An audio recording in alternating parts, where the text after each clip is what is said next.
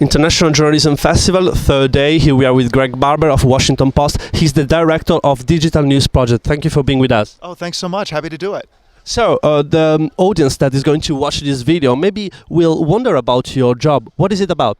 Yeah, well, so I work on kind of high-level projects throughout the Washington Post. Basically, digital work where we're trying to execute a strategic pivot.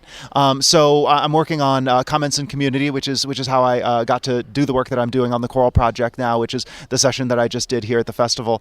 But I also work on topics like personalization, alternative storytelling. I run a group that creates digital platforms for people within the newsroom to create things like quizzes and polls and other things that can help tell stories in non-traditional ways. And I generally work with others in the newsroom to find ways to enhance and enliven stories that we have at the Post. So let's talk about the Coral Project, the project that you shared with the New York Times. What is it about? Well, it's about helping publishers to grow communities around their journalism. And so we're creating open source software, and we're crowdsourcing, working with publishers around the world to crowdsource renewed best practices so that we can think more strategically about the kinds of communities that we create around our journalism and how to better involve readers in the process of creating journalism.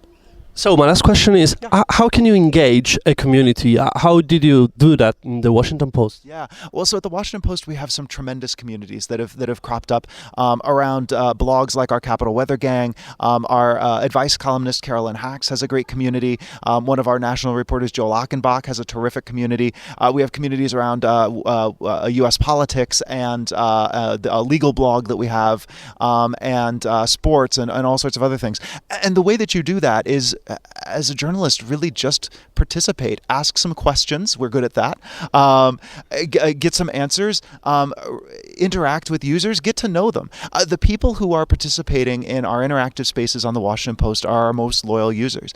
They come to our site more often, they stay longer, they consume lots of content, and they're really invested in the site.